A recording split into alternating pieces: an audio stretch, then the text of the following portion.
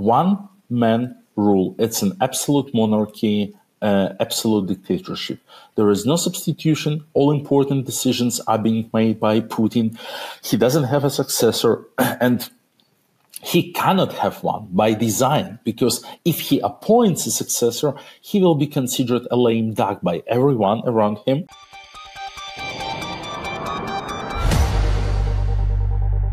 Witam Państwa w kolejnym odcinku naszego programu Świat według Polski, w którym staramy się pokazać, jak wydarzenia na świecie wpływają na codzienne życie Polaków. Dzisiaj Państwa i moim specjalnym gościem jest Leonid Wołkow, rosyjski opozycjonista i jeden z współpracowników Aleksieja Nawalnego z antykorupcyjnej fundacji. Mr. Wołkow, thank you for finding time for this interview.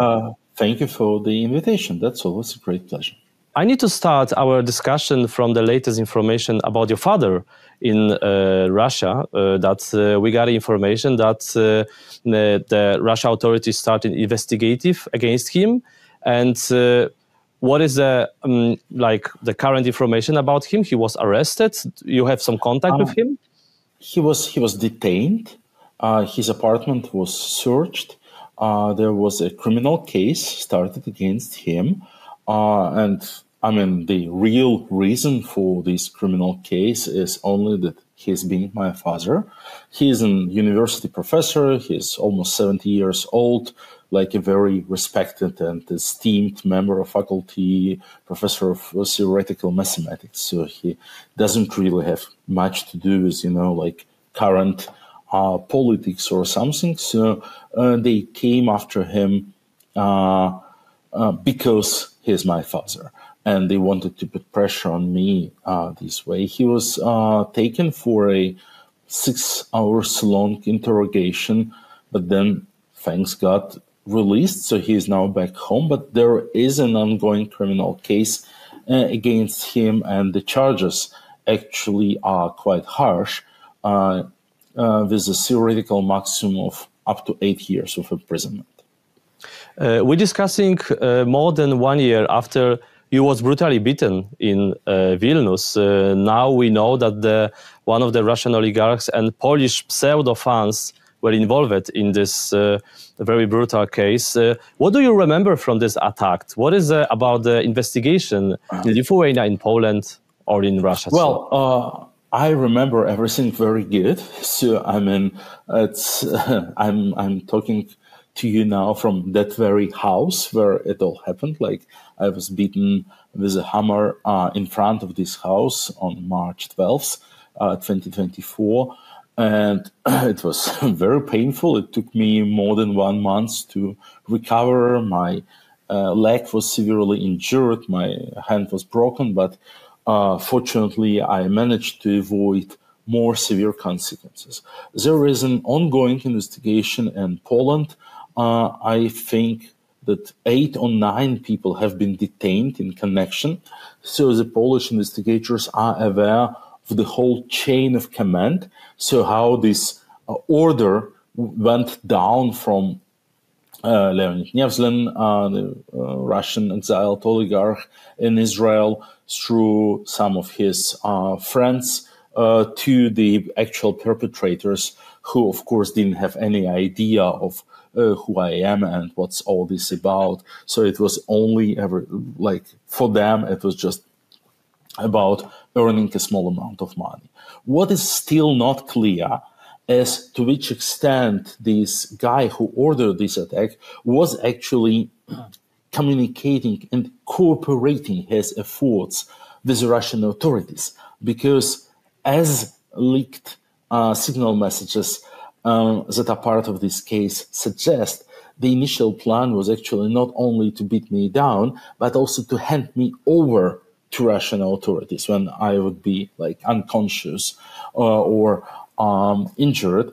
So they didn't complete this plan, but apparently planning for these required a lot of cooperation between those perpetrators and the Russian security service, the FSB. There are 12 criminal cases against me in Russia. Russian authorities consider me to be the top wanted terrorist or something. So I would face life sentence if there This is, I mean, I'm not sure, but that's my guess for why the investigation is so complicated and takes so long. My guess is that Polish investigators are trying to connect the dots and to find out to which extent this was part of Putin's hybrid war, to which extent this was coordinated with Russian security forces. Sorry for a direct question, but now you feel safe? Someone spy you? You have additional security? I feel okay, to be honest. I mean, I knew always that what I'm doing and what we are doing in the Navalny's Foundation was never safe. And there are risks connected with this work. We are fighting against Putin and his regime. So I would say that nothing has changed on March 12th, so last year. So I knew I was unsafe. There was yet another confirmation for that, for this fact. So kind of no new knowledge has emerged. What about the Navalny testament or his message to the Russian society? That you see that his statement about the revealing corruption in the Russian state, in the Putin state, is still important for the people. You get more or new information about the scale of corruption from the US officials or some informers or from ordinary Russian citizens? Well, I believe that Alexei Navalny's message is still fully relevant. His message is, yes, indeed, quite simple. Don't lie and don't steal. And his explanation was that corruption is a cornerstone of the Putin's regime. At the end of the day, this is corruption why Putin started his war. Because of the enormous corruption, Russian economy is not doing well. Putin and his friends are just stealing too much. So, and no economy can sustain that 2/3 of the national wealth is being stolen. So in 2013, the consequences of corruption, the impact of corruption started to result in increasing poverty and people being unhappy about President Putin. And at this moment of time, there was a Maidan revolution in Ukraine in February 2014. And Putin used as opportunity to seize Crimea, to start this small successful military operation. And he suddenly saw how this bumped his approval ratings and allowed him to stay in power. So, and he considered it as a carte blanche to keep stealing more and more, enriching himself and his friends, becoming the richest man in the world, probably. And all of his friends and neighbors and comrades and dacha neighbors becoming billionaires. So by 2021, the economic situation deteriorated so badly that people started to realize that, the impact of the annexation of Crimea has vanished. People started to dislike Putin once again, and mostly because of the anti-corruption exposés published by Aleksei Navalny and his anti-corruption foundation. So Putin's approval rating for the second time in history went below 50%. So first time it was actually in late fall 2013.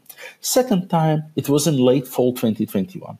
But Putin already knew that there is a magical treatment, a silver bullet, which would allow him to get rid of all these domestic problems, which is a successful small military operation. His hope was that in 3 days he will take over Kyiv, and once again people will be distracted by this external foreign political adventure from the difficulties of the economy and the domestic life.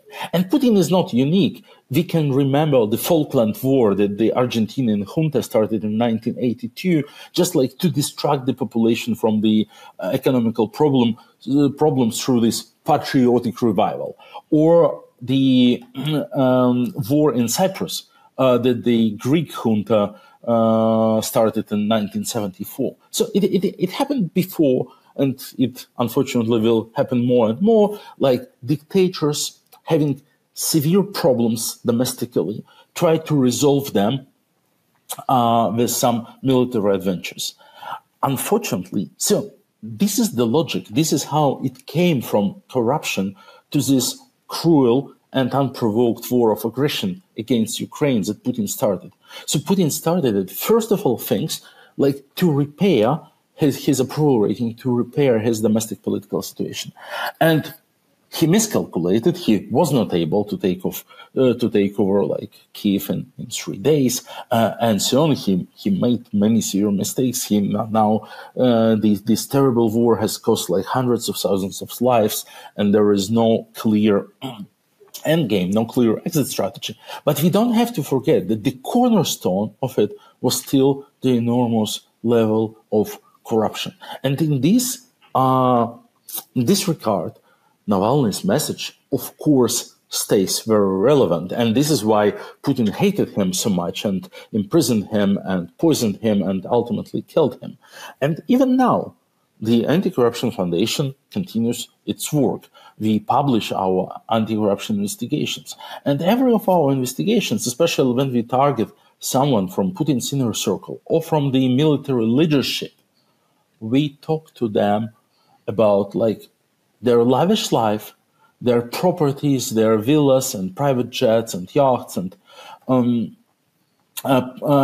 everything in Europe, elsewhere. And our message, which resonates perfectly, as they lie to you. They say that this is a great patriotic war, that we have to defend our motherland, blah, blah, blah, against the evil NATO. But actually, your husband, your father, your son is rotting in trenches somewhere near Bakhmut because the wife of the Minister of Defense, the wife of the Vice Minister of Defense, lives right now in Paris and would like to buy another Gucci bag. And this is true. And we see how these messages actually perfectly resonate with Russian domestic audience. So what about the life of ordinary Russians? Because in Poland and in many Western countries, basically we are feeding by the Russian propaganda, but from the other hand, we have some kind of like the very limited information about the real level of life of ordinary Russians after 3 years full-scale war. Do you have some information from your family, maybe friends, maybe from independent sources, how this ordinary lives in Russia looks like? Well, the Anti-Corruption Foundation is the leading political organization of the Russian opposition. We have about like 120 employees, and among them we have a polling department, like a public opinion research department, which we established like back in 2013, and which remains one of the most important departments in our organization, because it's very important for us to stay relevant and to stay informed about what is actually going on there back in our country. So we do a lot of qualitative and quantitative research, polls, surveys, and all other types of research, of course, because we need, as a political organization, stay relevant and stay realistic. So now Russia is a huge country. I think that the concept of an average Russian is meaningless just because the country is so huge and so diverse. There is a huge difference, for instance, between Moscow and the rest of Russia. The city budget per capita in Moscow compared to an average Russian city is 13 times larger. So 1,300% of the average. So apparently these are like two absolutely different economies. So Moscow is 13 times richer than Russian average city. There is, of course, also a huge difference between cities and villages, between ethnic regions and Russian regions, and so on. And we do a thorough research of all these differences, and different regions are differently impacted by Putin's war of aggression. But there are, of course, some things that we notice that hold like generally for the whole country. For instance, that healthcare is enormously impacted, and people are feeling terribly about the situation in the healthcare because all the money is being spent on the war. So if there is a choice to build a new tank or to buy a ultrasound or MRI machine, they always prefer to buy a tank, and so to build a tank. And so in our research, we suddenly see how more and more people are complaining about the situation in healthcare. So where you had to wait a week to get an appointment for an ultrasound, you now have to wait like 2 months or something like this, just because like there is no more equipment. The same is happening, of course, to the civic aviation, which is heavily impacted by sanctions. Russia has to cannibalize its remaining fleet of Boeings and Airbuses.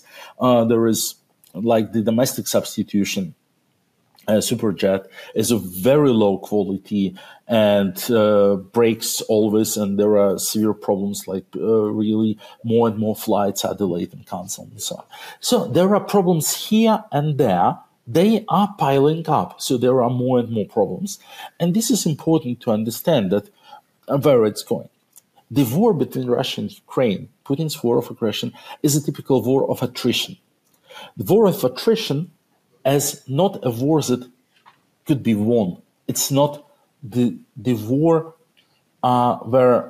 which is about who wins first. It's a war about who loses first. My usual example is the First World War. Russian Empire was entered the First War on the side of the Britain and France, the coalitions that ultimately won it. But Russian Empire lost because of the attrition, because by 1917, the Tsarist regime became so inefficient and so incapable to cope, to manage with all the difficulties of like managing the economy and the political situation. It lost stability and collapsed. So no one, as you know, no one took Moscow or St. Petersburg by force in 1917, as no one captured Berlin in 1918. But Germany and Austria-Hungary and Russian Empire lost because their autocratic monarchist regimes were not able to carry on the difficulties of management of a very complicated situation in the of the war and so on. They were unable to balance the political stability, the economical stability, the manufacturing, military industry, blah, blah, blah. Democracies like France and England were more flexible, and so they won. I believe that at the end of the day, this is something that's going to happen with this war. Like, Ukraine has many problems, as we all know. It has like a lot of corruption, a lot of structural problems, blah, blah. Needless to say. But at the end of the day, it's still a functioning democracy. While Russia is a full-scale fascist dictatorship. Like, one man is making all the important decisions. Like, every significant decision has to be decided by Putin personally, and there is no alternative. So, and the war of the 21st century is a very complex phenomenon. So even if Putin would be the smartest man in the world, and he isn't, that would put him in trouble, that would make him like face the problems he cannot solve. So we need just to be patient and carry on.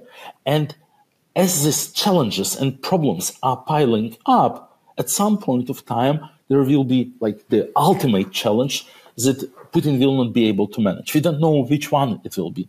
With economy, with healthcare, with civic aviation, with something else. Like right now, they've run in deep trouble with the real estate market. There are no volunteers. Russians are not volunteering to go to war. So they have to increase payments, money they give people who want to sign those contracts. So they had to print a lot of money. This skyrocketed the central bank rate to 21%. And now they skyrocketed the central bank rate to 21%.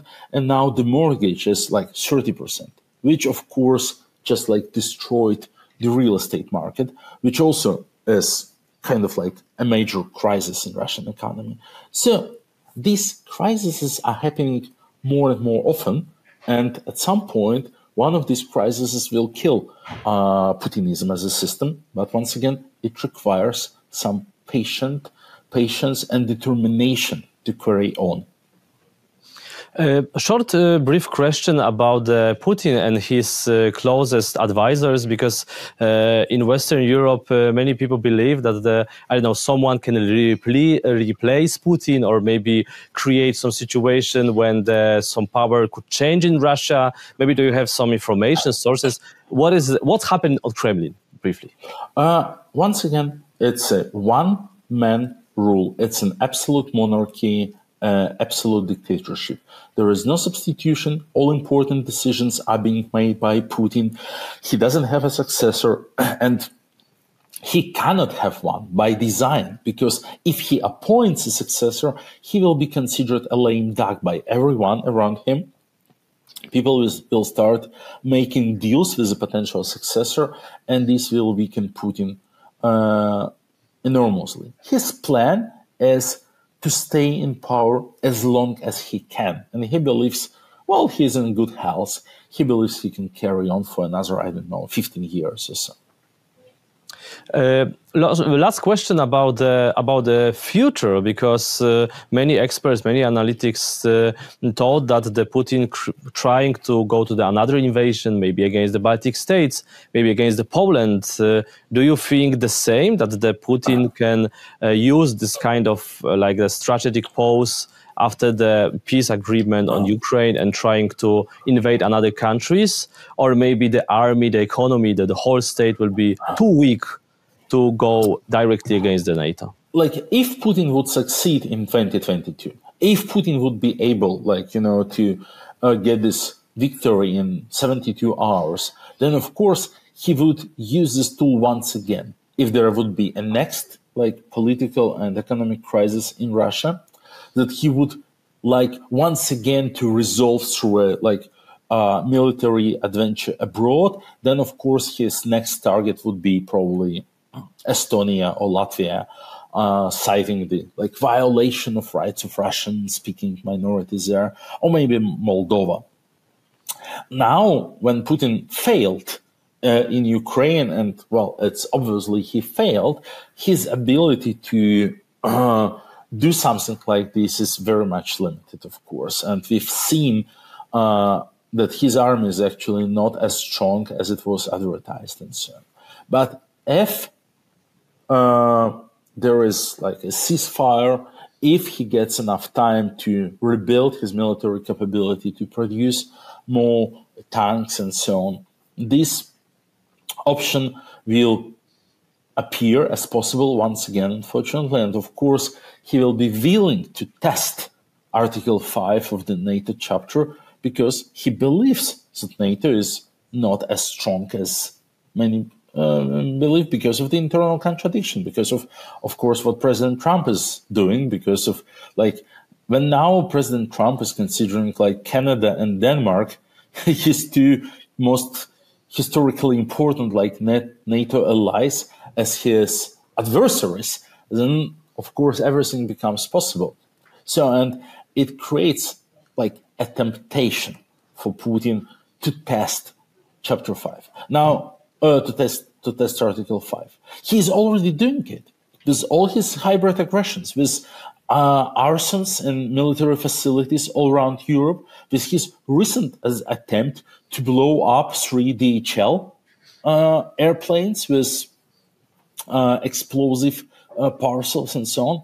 Isn't it a clear violation, actually, isn't it a clear act of war? I believe it is. And to be honest, do we see a proper European or proper NATO response?